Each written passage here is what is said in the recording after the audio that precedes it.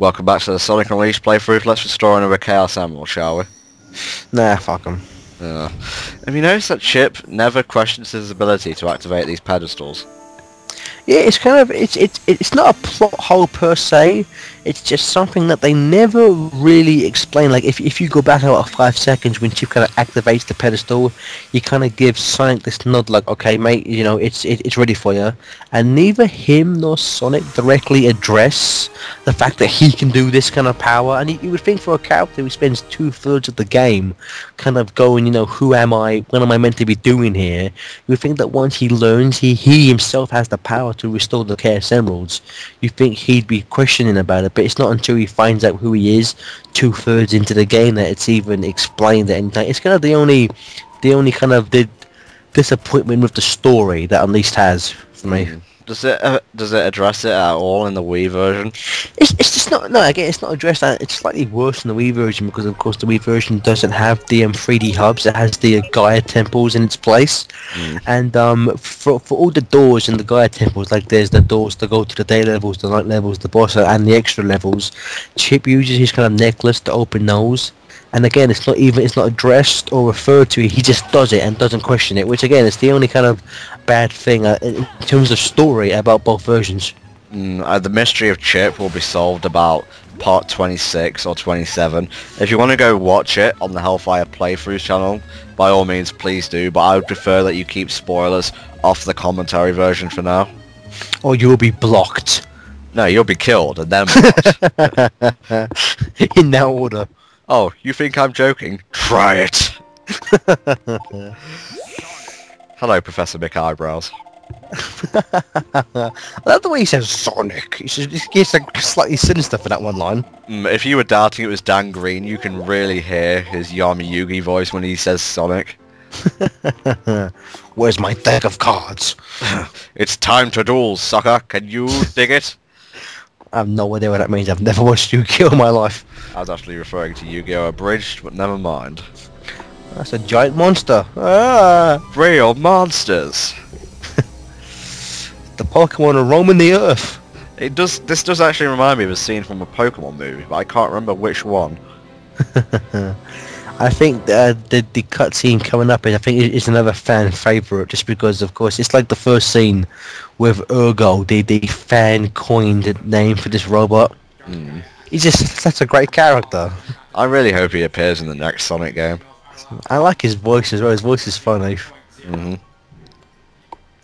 No, I'd like the music in this scene sounds a lot like the track Eggman sends Sonic into the future from 06. But it's not. Well, that was very blunt and to the point, Gareth.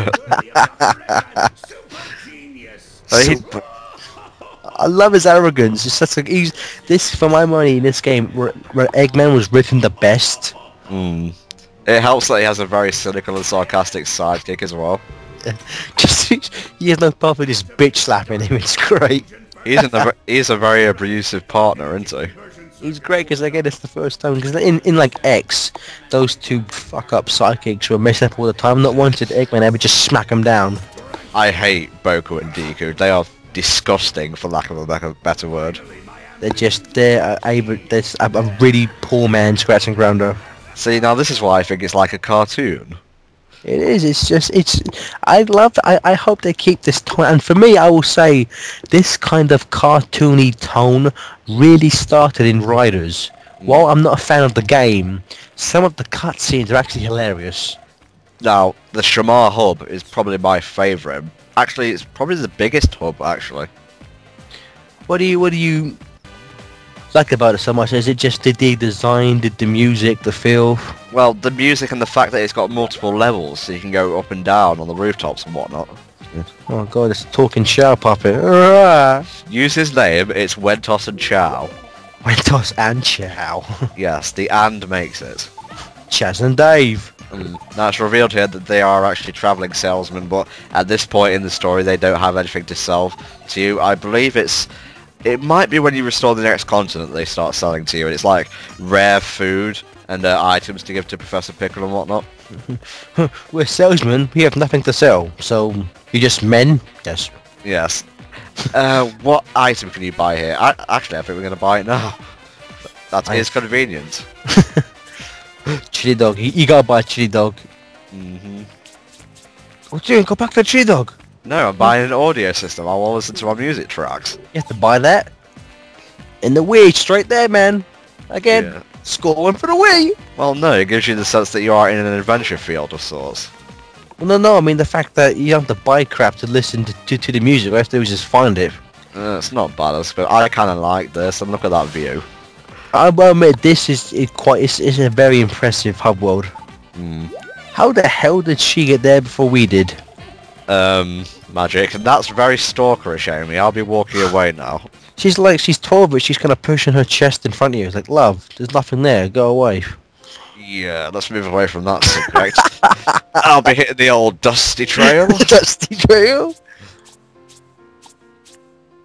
Ooh, fancy Warhawk Battle Theme, awesome sauce. Which one? There's so many versions. It's like 4 versions, and they all sound the same. I love how he goes, my boy. My boy. My boy. I wonder what's for dinner. I like his laugh. It's very grand and proper. He kind of sounds like a nice, friendly version of Eggman's laugh to me. That is a mindfuck. Operation Mindfuck and a half. Now, I believe we're going to end this part entering the day stage. Yes, part 18 I believe is Arid Sands, which just before the Unleashed playthrough went up, I pulled up a few levels to demonstrate hard, easy, and medium levels of difficulty in the Sonic stages. Easy was Windmill Isle, normal I think was Holuska, and Arid Sands was hard. You'll see why in the next part, but let me just say this. If you're not particularly good at drifting, the first part of the stage will give you great difficulty. Basically, if you're not good at drifting, put the game away and go and play SA2. And this is where you find the light speed dash. Now you can do the light speed dash! Oh, fuck off, Tikal. See you all in part 18. Bye-bye.